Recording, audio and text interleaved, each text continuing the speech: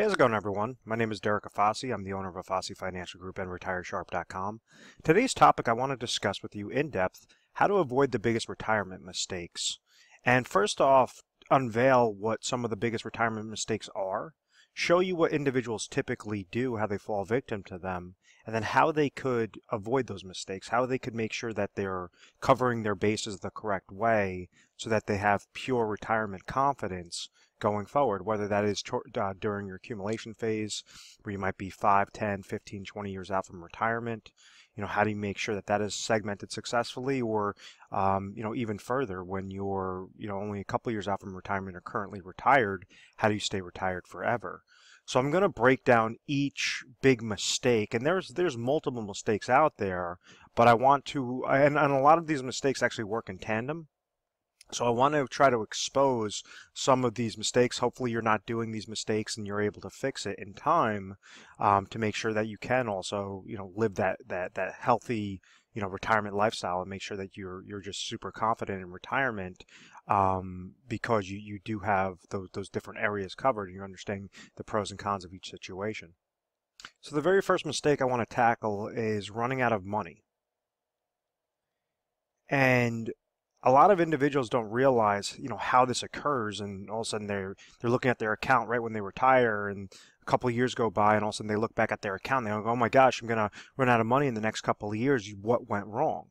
And in order to truly understand this, you have to realize what happened with retirement planning, what happened with employer-sponsored retirement accounts, and then what is the risk for typical individuals as they're getting closer to retirement, or they're currently in retirement.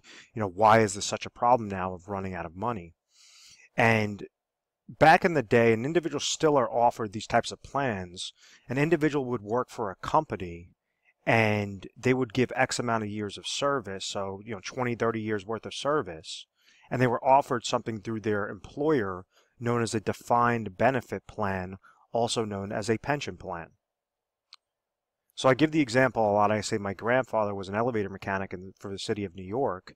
He was offered a pension plan. He started working for them in his late 20s, and they said, okay, if you give 30 years worth of service, by the time you're age 55 in his case, you've given 30 years worth of service, we will give you a set retirement income stream as a thank you for working for this company, an incentive to stay loyal to us.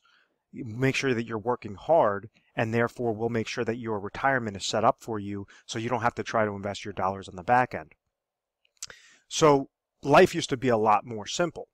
Individuals would work those 20, 30, 40 years in some cases, and then understand that they're having a set retirement dollars, just like Social Security income. There would be money left for them every single month that would get paid to them, that they didn't have to work, so that when he retired, he's able to receive his pension income, able to receive Social Security income if he was age 62, and hopefully those two combinations of income would be able to suffice what him and my grandmother's expenses were.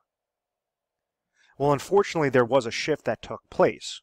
You had the branch of the government was created known as ERISA in 1974, and later on came about 401k related plans, the implementation of 401k related plans in 1978. This is important because rather than that defined benefit plan where an individual would go to work, that company would define exactly what that benefit was going to be.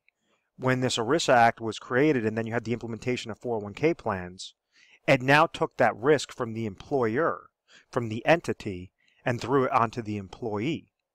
So now, rather than a defined benefit plan, you have these plans known as defined contribution plans, which says, okay, you're going to be working for this company. We might incentivize you to start planning, start putting money aside for retirement, known as a company match, but ultimately it's all on you. If you're making $100,000 in a given year and you decide to put 10% of your salary into your 401k plan, your 401k is going to grow by the contributions going into that bucket, and however well you chose those different options, your different investment options related to that 401k, and whether that received a rate of return would make this bucket increase. If, let's say, you added contributions that year and the rate of return was negative, well, you might have a decrease in that bucket regardless of how many years you've been contributing to it. So the point that I'm trying to make is, rather than have that security of saying I had a pension plan or I have a pension plan, now individuals, majority of individuals, are on their own and they're trying to create strategies to really maximize that rate of return on their 401k related plans, because they're trying to make this bucket as large as possible so that when they retire, they could siphon through these monies a specific way and make sure that they're not outliving their money. So if they retire at age 65, they're hoping that their rate of return will stay consistent, and also be able to pull out X amount of thousands of dollars per per month, per year, that will suffice exactly what those expenses are. So the entire retirement game has really shifted on its head. So rather than, now you still have some companies, it is very rare, but you still have some companies out there and some entities that offer pension plans. Majority of the plans being offered are employer-sponsored retirement plans, such as the 401k, 403b related accounts, 457 plans, thrift savings plans. There's a whole slew of different, sorts of retirement plans available. So if you understand that concept, that 401k related plans were implemented right in 1978, and now this is looking at the historical rates of the Dow Jones Industrial Average over the past 100 years, you notice that yes, the Dow Jones Industrial Average did go up, so the market did go up, but now you had this extremely large boom that took place from 1980 all the way through 1999. There's over 1,200% growth into the market. The reason why that chart is so important is because it shows how the mindset was essentially tricked to thinking that if individuals just keep over max funding their 401k related accounts, it doesn't matter what they contributed into their 401k related plan, that rate of return is going to have a very high positive impact. So it basically poisoned the mindset of saying that, okay, it doesn't matter, the market's just always going to go up, and therefore by the time I retire, I could take out very large distributions from my retirement bucket and never worry about outliving it, because I have nothing to worry about. The market's just always going to be booming, booming, booming. And unfortunately, we've seen shifts. We saw a shift in 2001. We saw a very large shift in 2008. And it showed us that no, in reality, the market could be volatile. You've had the tech bubble bursting, the Great Recession that occurred, and then on top of it, you now have those baby boomers that were placing dollars into the market now have to sell out of the market, liquidate their shares, liquidate their funds, to therefore use as retirement income. So if you have more individuals that are selling out of the market than placing dollars into the market, obviously that could create a problem. So individuals in the 1990s and early 2000s, what they would do is say, okay, well, I'm noticing that the market could potentially go down. I'm just going to take my dollars and I'm going to invest them into a fixed account. Bank CDs are paying 8%, they're paying 10%. Fixed annuities are paying 8%, they're paying 10%. So when somebody's utilizing a fixed account, what they're essentially doing is saying, okay, I have $100,000. And let's say hypothetically you had a fixed account that was paying 10% rate of return. This individual could go get set up into that product. Let's say it was a 5-year product, receive interest each year for those 5 years. So they're receiving $10,000, et cetera, et cetera. After those 5 years, that individual has the $100,000 left over, and therefore they could reinvest it in a new 5-year contract. So, which is not a bad strategy. The only problem is interest rates hit all-time lows. So instead of a bank CD paying or a fixed annuity paying 8-10%, now you're lucky to see a bank CD paying anywhere between 1 to 2% for that same duration of time. A fixed annuity paying 3%, 3 to 4% for that same duration of time. So everything has essentially shifted. You have market volatility, and instead of going into those types of fixed accounts where an individual would just be able to preserve their dollars and live off the interest, that's been thrown out the window. So now, there has to be a strategy in place. So what individuals try to do is they say, okay, well, this market thing, I remember having good growth. Maybe I'll just be a little bit more conservative and still invest in the market, and hopefully everything should work itself out. that hope is the big question mark, and that's where the first retirement mistake is outliving their money. And what I mean by that is a concept known as reverse dollar cost averaging. Let me clear off the screen. So what reverse dollar cost averaging does, it's a computation of negative aspects towards retirement accounts that is the leading cause to make individuals outlive their money. So if you take that example where an individual was investing their dollars in their 401k plan, and let's say they retire and they're 65 years old and they decide, okay, I want to start pulling monies from these accounts. Well, what do we understand are the negatives with those types of investment related accounts, whether this is a 401k or an IRA? It all comes down to that rate of return and other things, which are, if you think of this like the term of a bucket, there's little holes poked in the bottom of this bucket, and those little holes are known as fees. So like as an example, you have with an individual like 401k, you have 401k related fees, and typically 401ks have mutual funds in them with very expensive mutual fund related fees. Those are obviously two negatives. Those are the fees coming out of the bucket. Those are the little holes. When we add on a downward market loss like 2001, like 2008, that's going to further compound. That's equivalent to slicing this bucket. Then when you try to pull out income from this account, that's going to be a fourth negative. Then you have to incorporate inflation, because individuals in retirement, some of their expenses are going to be fixed expenses.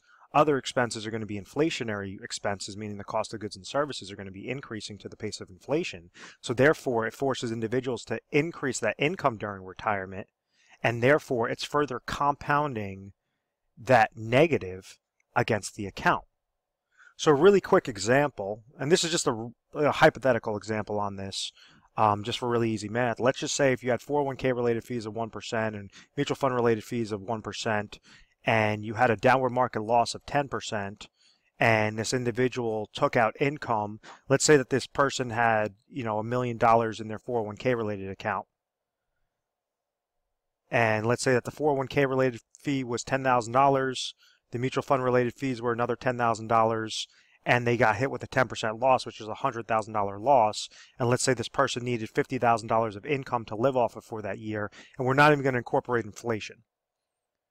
What exactly happened to this bucket? Well, from day one, from the beginning of the year, they walked into the year with $1 million.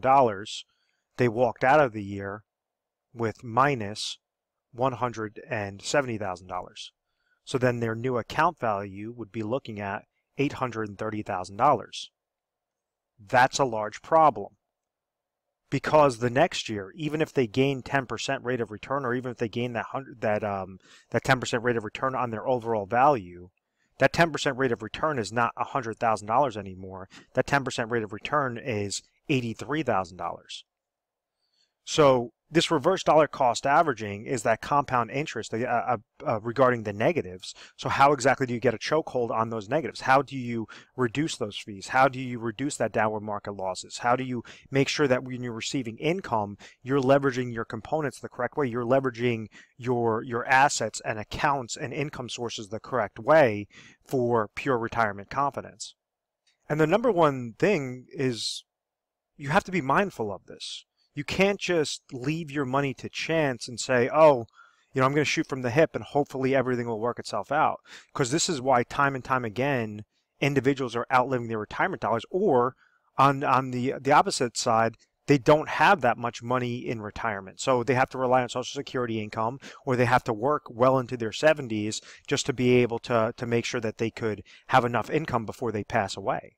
And that's not living. That's just a guess. That's a hope that everything's going to work itself out, and unfortunately the numbers are not in favor of individuals not utilizing a strategy. A big problem with employer-sponsored retirement accounts such as the 401k, 403b, TSP is when I'm talking about the contributions, obviously that's controlled. This rate of return is all determined by what those funds that you choose, how well they perform. So when you have those employer-sponsored retirement plans, you typically are going to have options between 5 to 25, funding options to choose from. So think of them as eggs in your basket. When individuals take money from their employer-sponsored retirement plans and they roll them over into IRAs, individual retirement accounts, they could go and now have, 3,000 different combinations, 3,000 different eggs to choose from, so that they can more cherry pick into something more customizable, depend upon their need, depend upon what their risk tolerance is, what their income goal is, and try to set that out the right way. The next retirement mistake that occurs when individuals try to do that, whether that's, accumulating their dollars or rolling them into the IRA and just saying, oh, well, I have more eggs, so therefore I should, more options to choose from, so therefore I'm going to be chasing returns and everything should be doing really well. So the negative with chasing returns is leaving yourself exposed to downward market losses and something known as sequence of returns risk. And what sequence of returns risk does is it shows you that, like, when you have an average rate of return, let me pull up a really quick chart. So this is where you have a lot of, wealth accumulation advisors that they're going to talk about, look at the rate of return, look at the rate of return. And with a sequence of returns risk, or just, the risk associated with those negatives, anytime you have a downward market year, and if you're really trying to chase returns and leaving yourself exposed, this is obviously an extreme hypothetical example, but I want to try to, prove my point regarding why negatives could significantly hurt you. And if somebody had a $100,000 investment, and let's say that, on paper it showed that it gained 50% the first year, then it lost 50% the second year, then gained 50% the third year, lost 50% the fourth year, gained 50% the fifth year, Wall Street math is going to tell us that this person had an average rate of return of 10%. They would have gained plus 50% at the end of those 5 years. Divide that by 5 years, would be 10% rate of return.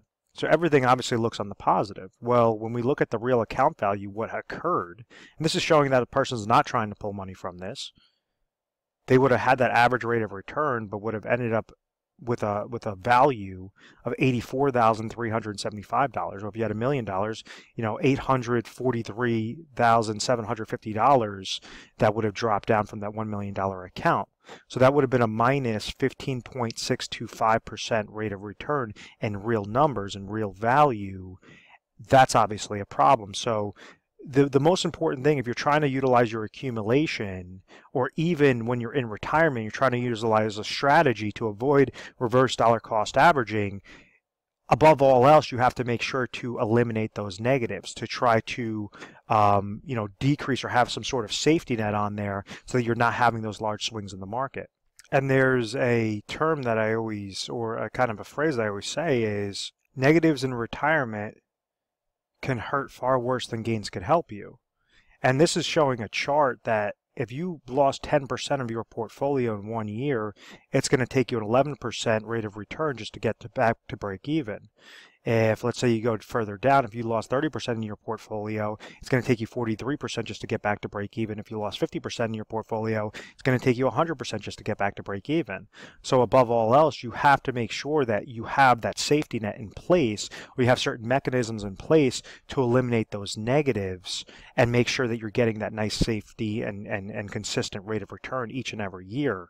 Because in your retirement years, when you're not working, when you can't pump more dollars in there, and now you're trying to siphon this out, these are very large impacts, and you don't have that time horizon that maybe if you were in your 20s and your 30s and you had a significant impact or a significant downward loss to increase further. And that concept coincides with a term that I use for wealth accumulation, and I say that this is something that I read in a financial publication. It just always stuck with me, is the acronym of TIME. Stands for taxes, inflation, market losses, and expenses. And when you're accumulating, you want to make sure that your accounts are growing most tax efficiently, that you're beating out the pace of inflation rather than just throwing your money underneath a mattress, that above all else you're avoiding downward market losses.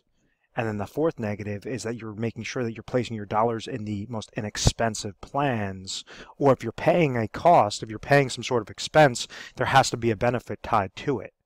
So whenever you leverage this acronym of TIME, you always keep that in the back of your mind, you could beat out that shift that occurs, or those negatives on how individuals are not able to successfully accumulate their dollars. So the third negative, before I get to the solution, is not using your existing accounts as leverage. There's so many times that individuals have these retirement accounts that are sitting there, or they have income streams that are sitting there, and they don't look at them as retirement assets. What I mean by that is, like, a very large one is Social Security. That is a very large retirement asset. That's a major portion of a formula to say, how can you retire with pure retirement confidence, is making sure that you're structuring your Social Security maximization strategies properly. Another aspect might be a pension plan. Pension income is obviously income that, rather than increase your expenses and say, okay, I want to take this extra trip when I retire and travel and all this other stuff, if your expenses do not allow and your expenses are at X and your Social Security and pension income just barely beat out those expenses, well, you have to put yourself on a budget. You can't go and say, oh, well, I worked my tail off all my life, and now I want to enjoy it, and now I just want to burn through all my money. And if you don't have that disciplined mindset, you're never going to be able to properly retire. You're going to fall victim to those large retirement mistakes. And it all comes down to, the culmination of this entire video comes down to not having a plan and just hoping everything will work out. Trusting an advisor because, he's trying to speak in this technical financial jargon and just, talk over you. That's not the correct way to do it, because there's many people out there that have many financial advisors, and unfortunately, they're not even beating out what a simple index like an S&P 500 index or Dow Jones Industrial Average index is doing. So there has to be an actual strategy in place, and you have to make sure that you're segmenting your dollars towards specific lanes. A really easy strategy. Obviously, we go into very technical strategies whenever you call over to our agency or you set up an appointment. It's going to be more specific to your individual situation. But a very basic strategy that you guys could use from just watching this video is make sure that you're segmenting your dollars to 3 main goals. Goal number 1 is you have ample amount of income sources. Goal number 2, you have ample amount of emergency funds. Goal number 3, you have inflationary protection, or strategy for inflationary protection.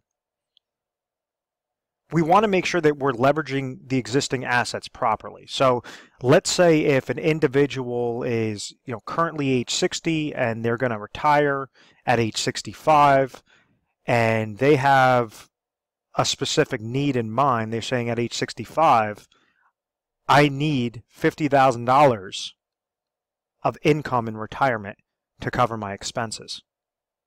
So the first most important aspect is that need. Rather than take a guess, there's different things out there. You could look at budgeting sheets online. You could give us our agency a call. We could send you over budgeting sheets. But it's all about breaking this down to the decimal point on what are going to be those retirement expenses. So that brings us to step 1, income sources.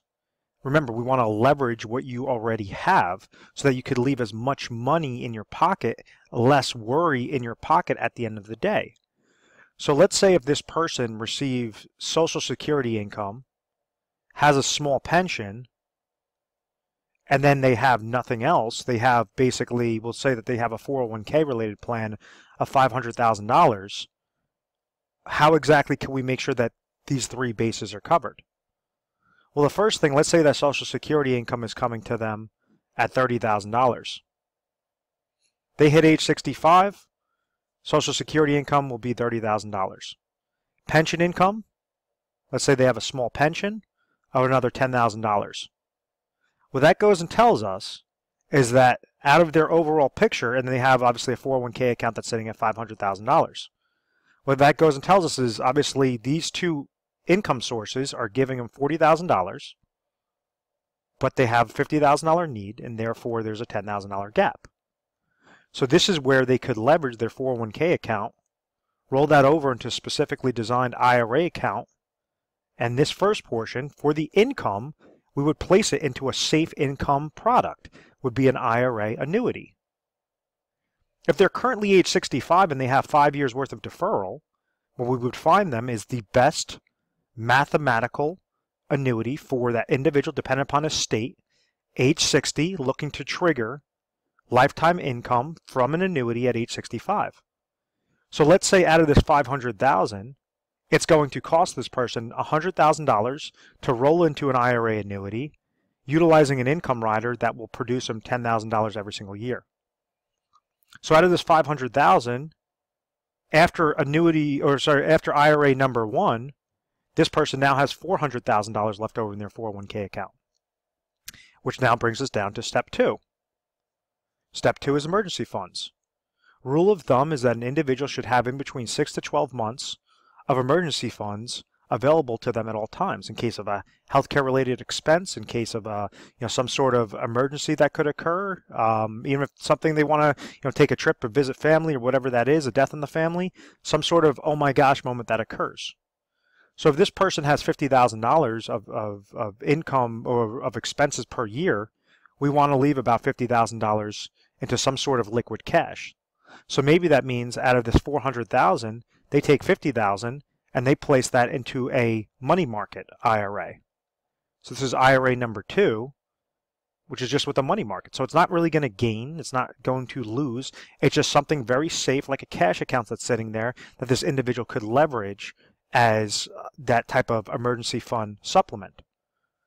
So now, rather than take the $500,000, and what happens is with a lot of insurance-related agents, what they try to do is say, oh, roll all $500,000 into an IRA annuity, and you'll be fine. You'll have more income than you know what to do with. That's not setting up a plan. That's not setting up a strategy. What that's doing is giving that advisor a nice large lump sum commission, and most likely you never hear from that guy after after months after he sold that to you, or after a year after they sold that to you. It's very, very common. We get these phone calls in every single day into the office of saying, yeah, my advisor set me up a couple of years ago. I never heard from him ever again. So first aspect, a new IRA number one is through an annuity. It's with a specifically designed hybrid annuity.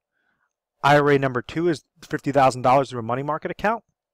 And now we have $350,000 left over that we could tie to inflationary protection.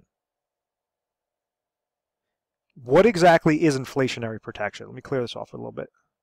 Well, we understand that when individuals usually have expenses in retirement, a portion of those are going to be fixed, a portion of those are going to be inflationary. So the cost of goods and services, milk, gasoline, different things, entertainment, are going to increase with the pace of inflation. That's why a house is more expensive today than it was 50 years ago. A car is more expensive today than it was 50 years ago.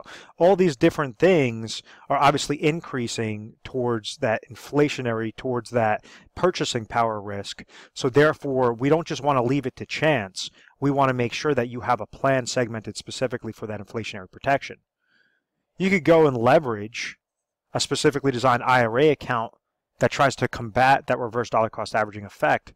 What I mean by that is an IRA that's specifically designed to eliminate downward market losses, to eliminate fees, mutual fund related fees and advisor fees, and allow your money to have that compound interest effect in a positive direction, gaining when the market goes up, but making sure that you have a safety mechanism in place. If the market goes down, falls below 0%, you can never fall below 0%. So that might be one aspect, or you could leverage this towards a managed money route and make sure that you're segmenting dollars on not an emotional based plan, not trying to just go after return, but have something where you're eliminating downward market losses, but trying to really get a nice consistent rate of return. So you could roll that over into specifically designed IRA through managed money route. There's fee-based planners as opposed to retail-based planners. Or you can kind of do a combination of different things. You could also set up something known as annuity laddering strategies to give you, at age 65, you're receiving $50,000 of income from that first income source, and then you might want to place dollars aside into a 7-year deferred annuity, a 10-year deferred annuity, different things that will give you an extra $2,000 at age 67, an extra $4,000 at age 71, another $9,000 at age 76, so that it's saying as your inflationary expenses are increasing, your income streams are also going to be being triggered through the lifetime income riders through those annuity contracts. So this $350,000 in this perfect scenario, we're not leaving the money to chance. We're not just saying, okay, let it ride and risk your money in the market and hopefully everything's going to work itself out. What we're recommending is you create a plan. You don't take a guess. you have a concrete plan so that you know you have more than enough cash, you have more than enough of an emergency fund, you have more than enough to combat that inflationary protection or to combat that purchasing power risk, and you have those income sources coming to you that you can never outlive, or you and your spouse could never outlive. So in closing, if you found value in this video, feel free to give our 1-800 number a call. It's 1-800-566-1002. We offer 24/7 customer service. You would give us a call mornings, nights, weekends, holidays, whatever the case may be, and someone will take your call. From there, when you're speaking to the assistant, they're going to ask you your information. You might just say, I saw a video online about biggest retirement mistakes. I want to speak to a specialist. And then they're going to go and find the specialist that pertains specifically to this video. That's one way on how to do it. Another way, which is probably more efficient, is to go through our website, which is retiresharp.com or afasifinancial.com. They both take you to the same exact spot. And what you're going to see is a little icon on the bottom right-hand side of the screen where it says to schedule an appointment. So now you could actually put down notes, explain a little bit about your situation so that we can make sure the correct specialist is there available to, sit down with you on the appointment. It syncs it to our calendar. So we have a lot of different open availability regarding the different specialists that you'll be dealing with. And, we'll make sure that that person will give you a call at that specific point in time. What you can expect when dealing with a specialist is to not feel rushed, is to really, have somebody that's asking you questions to try to figure out what your current situation is. Where are you right now at point A? Where do you want to be at point B? What do you have in place? Can you get from point A to point B successfully? Sometimes you can, and we would just say, hey, as a further confirmation, congratulations, you're all set, everything looks perfect. Other times it might just be slight tweaks that you have to make in order to have that slight tweak will have a very large impact and a very large impact on that overall success. So understand, avoid the negatives, avoid the biggest retirement mistakes. I really hope that you found value in this. When dealing with a specialist, we try to educate you first and foremost through personalized videos, literature pieces, different things to make sure that you're very comfortable. We're A+ rated on the Better Business Bureau. We've always had very good reviews. We've never had any complaints, and it's because of this methodical process, or what I believe is because of this methodical process. Thank you very much for watching this video, and please make sure to subscribe to our YouTube channel, Retire Sharp, so you can have access to the most updated videos. Thanks so much, guys.